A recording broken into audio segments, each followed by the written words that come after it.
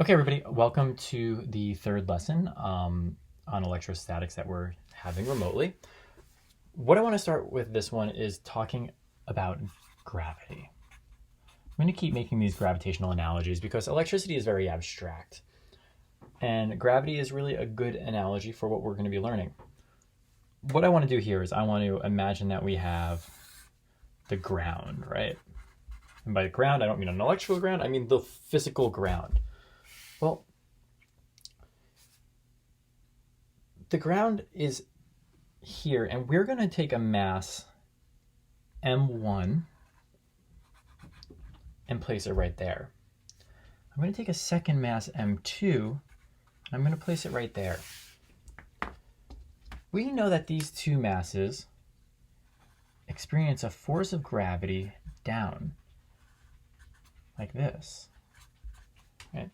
And what we're going to go ahead and assume for the sake of this derivation, and this is a very close approximation to being correct, is that the gravitational field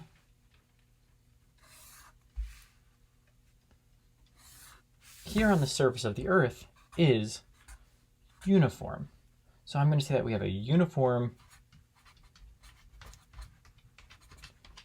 g, right? Because we know now that that lowercase g represents the gravitational field.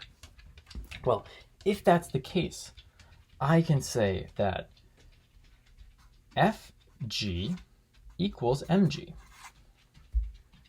right? If I tell you that m1 equals m2,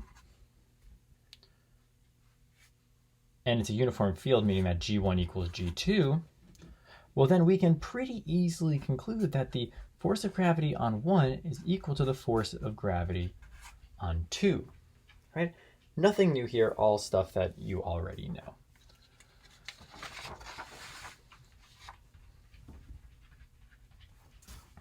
Well, let's now go to electricity. Let's look back at that parallel plate capacitor. Because as we learned at the end of the last lesson, this behaves very similarly to a gravitational field. It's a uniform electric field.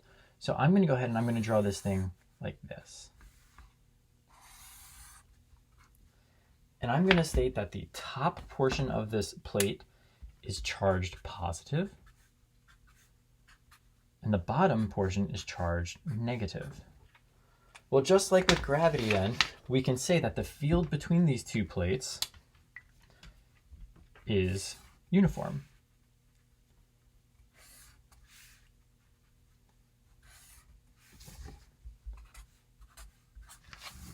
So it's a uniform E instead of a uniform G. Now, I'm going to take a charge here, call it Q1. Q1 in here, if I make Q1, let's call it positive, okay? It's going to experience a FE1 down. If I take a second charge, Q2, it's going to experience an FE2 down. Well, same deal. We established that FE is equal to QE. Well, if I tell you Q1 is equal to Q2, and E1 is equal to E2 because we're in that parallel plate capacitor, well then I changed my notation here, F1E is equal to F2E. Same situation, right? Because we're talking about fields and how those fields act on the quantities inside of them. Mass for gravity, charge for electricity. Great. Now, I want to take the electricity away for a moment and I want to enter back into gravity. Here's my ground with the gravitational field. I'm just going to redraw it here. I'm not going to draw the field though because it takes a bit too much time. What I'm going to do is I'm going to take a mass here. I'm going to label that as M. I'm going to release this mass and I'm going to allow it to fall down some height delta y to a position here. Okay. Well, if it started here and it fell down, we can look at energy and we could say it had potential energy, now it had kinetic energy. Or we can say, what was the work done on the mass by gravity?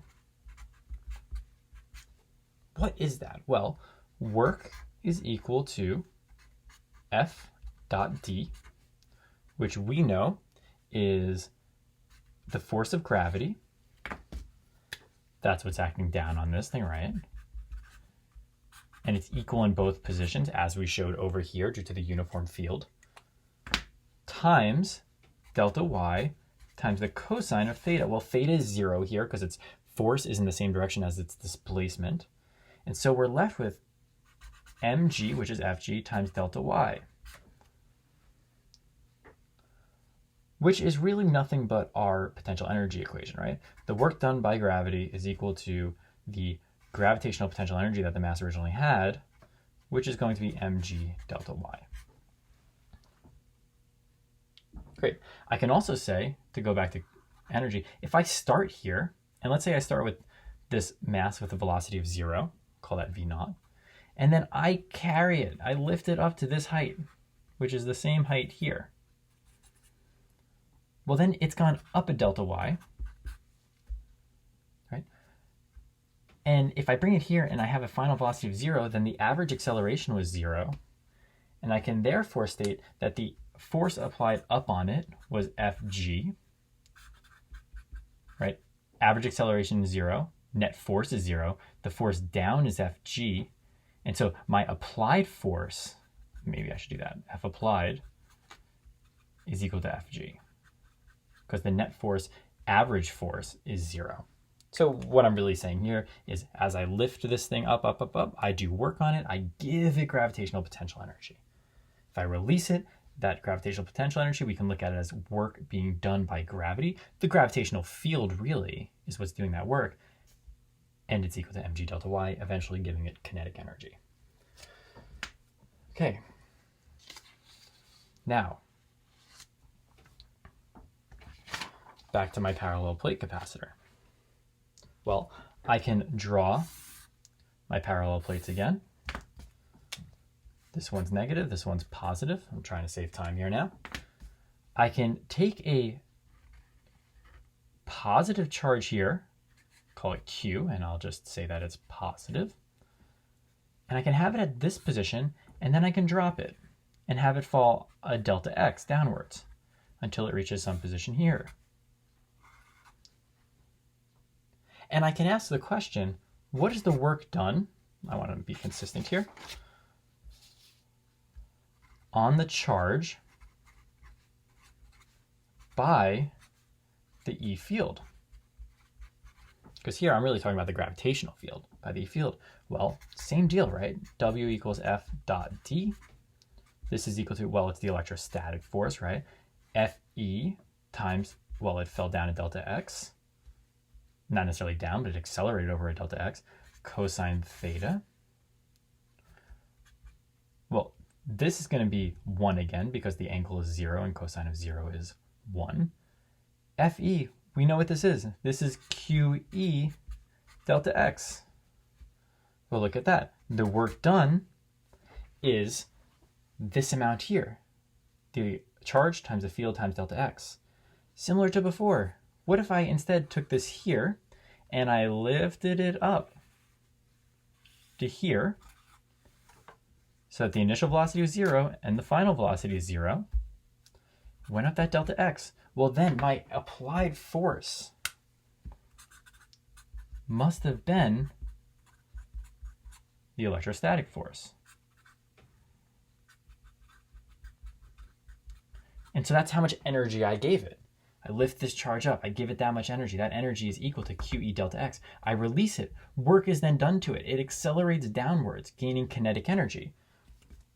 So this is what we can call the electrostatic potential energy, which is QE delta x. Oh, sorry about that. So here we can see it's very, very similar concepts for the two. Now, looking back to this one, the question I want to propose to you is this. As I raise this mass up, we know that it gains gravitational potential energy. Is it correct to say that objects that are higher up have more gravitational potential energy? So think about that for just a moment.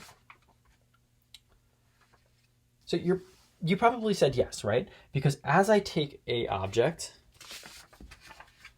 and I lift it up off the ground from, let's say, this position, which is at, we'll define a y1, and move it to a position here, which we'll call y2, knowing that our gravitational potential energy is mg delta y, it has more potential energy.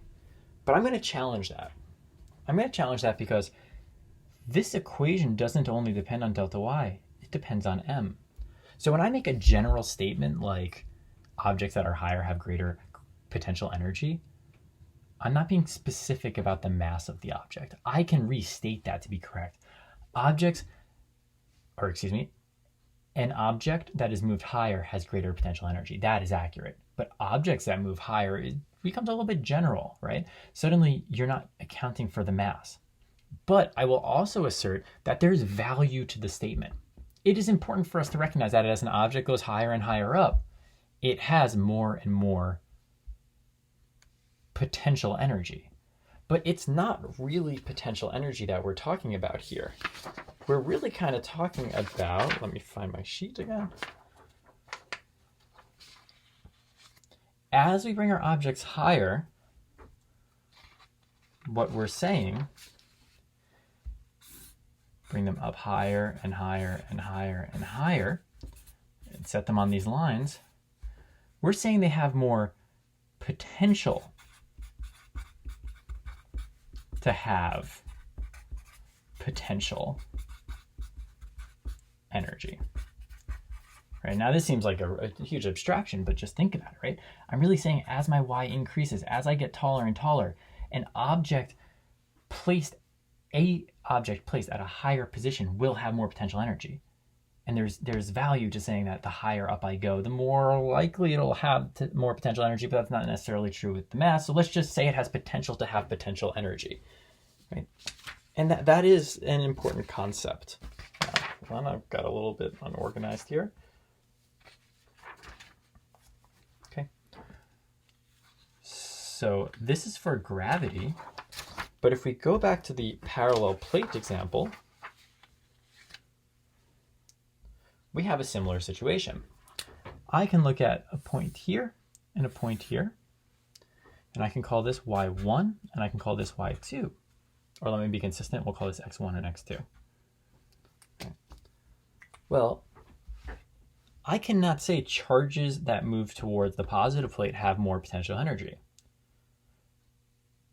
But I can say that a charge that moves up along this electric field line have more potential to have potential energy. A charge down here could have more potential energy than a charge down here if the charge down here, if the charge down here is sufficiently larger than the charge up here.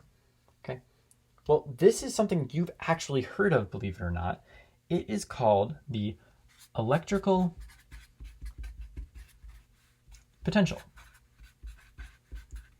And you may not recognize that name yet, but you probably will now. The symbol for electrical potential is V, and that V stands for volts or voltage.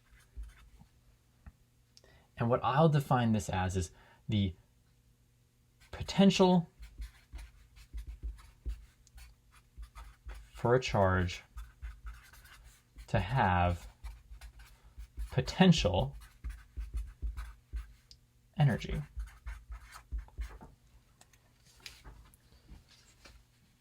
Now, like with energy, we really care about the difference in potential energy.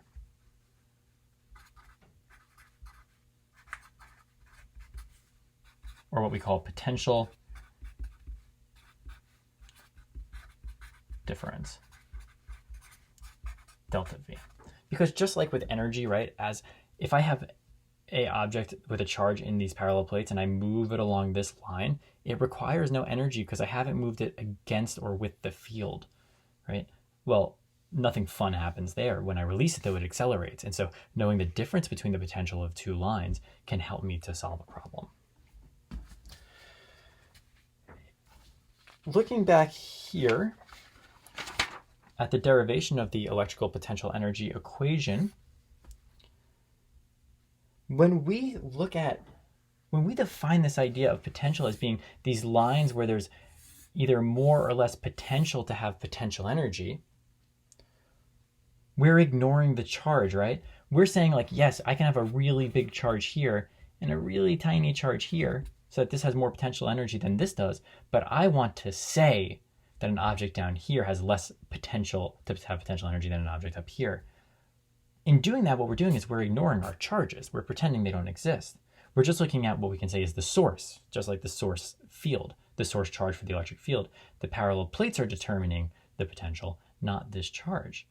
And so ultimately what we're doing is we're ignoring this Q, pretending it's not there. So what I can say is that electrical potential, or I'm going to say potential difference, is equal to, well, we're just getting rid of the Q, right? So the energy gained by the charge as it accelerates down over the charge itself. I'm simply just ignoring it. I think conceptually this makes more sense like this. I'm taking the potential energy. Higher up things go, the more potential energy they have. Well, this is QE delta X over Q. I'm simply ignoring those things to get this relationship, which accurately tells me the further up they go, the more of this thing they have, the more potential to have potential energy, eliminating that Q. Now, here's the good thing. This is what you need to know.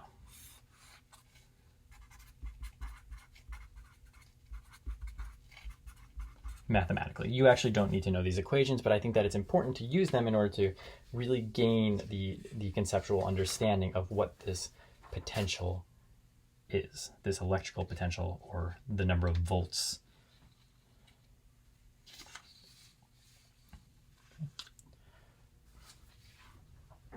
Now, take a look at a parallel plate that's set up like this.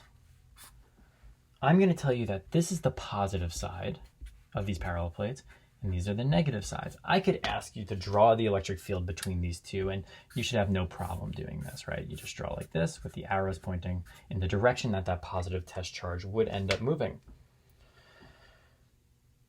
Then I can draw lines, right? I can draw a line like this. Well, on this line, the electrical potential is the same, no matter what the charge put in is. We call these equipotentials. Not that important, though. On this line, it's the same deal. This is an equipotential. Every object on that line has the same potential to have potential energy. Now, suppose that I take a positive charge and I drop it right here. If I put it there, I can say that this positive charge on this equipotential line has more potential energy than the same positive charge placed on this line. The reason for that? Well, if I take this one and I release it from rest, it'll accelerate downwards and gain some velocity or kinetic energy. If I release this one from rest, it will travel further, experiencing that force, and have more kinetic energy, which means this must have had more potential energy. So I can say that this is the high potential energy plate, and this is the low potential energy plate. Now, that's the high potential energy plate, not the high potential plate. So my question now is, how do we know which plate is the high potential plate? Well, this is where we need to go back to the positive test charge.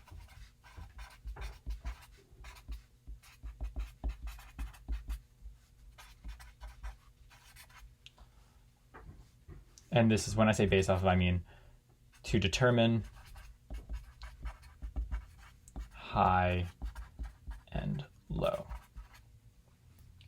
So if I put a positive test charge in here, well, this makes it pretty easy, right? Because this is positive anyway. This is the high V, and this is the low V. High potential, low potential.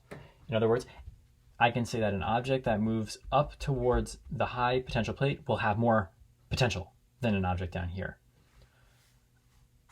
I can draw the situation again, but this time what I'll do is I'll make this one negative.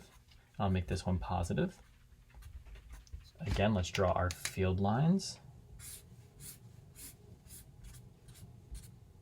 Getting a little lazy there. And what I'll do is on these equipotential lines, I'm going to draw negative charges. So I'm going to have a negative charge here and a negative charge here. Well, which of these plates for the negative charge is the high potential energy plate?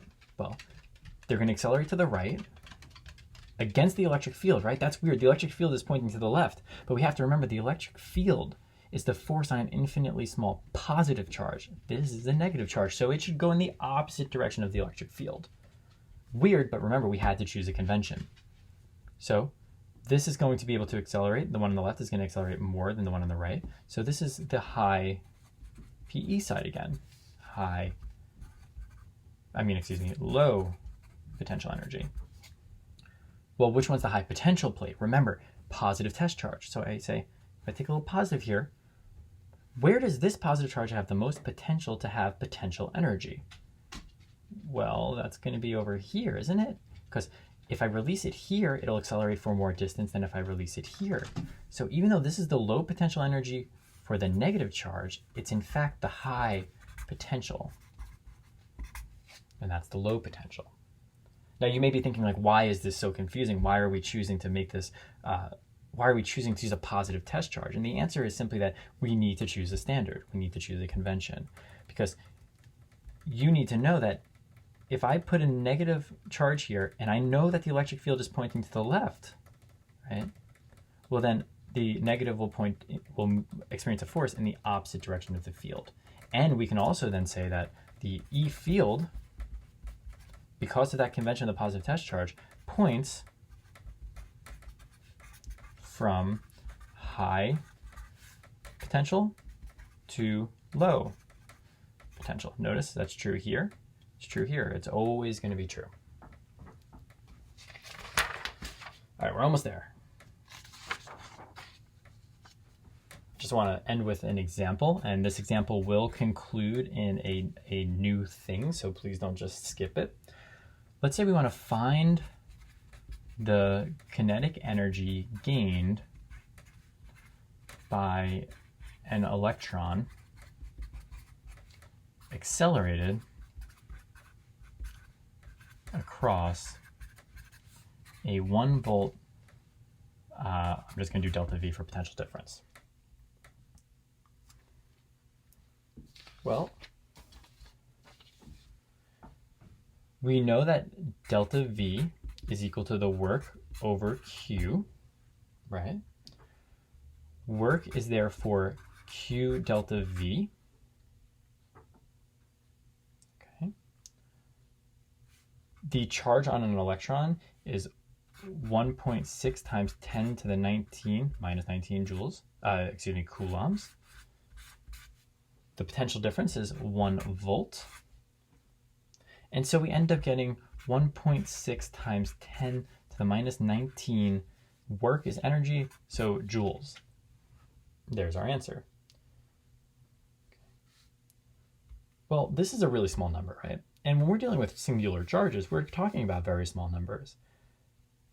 If we look at what's really going on, we have a single electron that's near this low potential plate, moving towards this high potential plate, and it's moving across an amount of 1 volt from here to here. Since we're going to be dealing with these sorts of charges, we're going to want to define a unit that's smaller, just like how we use the elementary charge, and we're going to call that the electron volt, or EV. Now this unit is actually really clear because it's just exactly what it is. It is the energy gained by an electron accelerated across a 1 volt potential difference. And so I can say that 1 electron volt is equal to 1.6 times 10 to the minus 19 joules. And if we look here, really, this is 1 elementary charge times 1 volt equals 1 electron volt. Okay, so that's that. I find electrical potential to be just about the most conceptually challenging thing to understand in our class. Just going back to review what's the most important, the electron volt, you need to know that is really ultimately a conversion for us. The electric fields and how negative charges behave in an electric field and how positive charges do. The E field points from high to low, and that the change in potential is the work done on a charge in an electric field divided by the charge itself. It's the potential to have potential energy. Okay, I look forward to seeing you in office hours, and I hope that this was clear enough.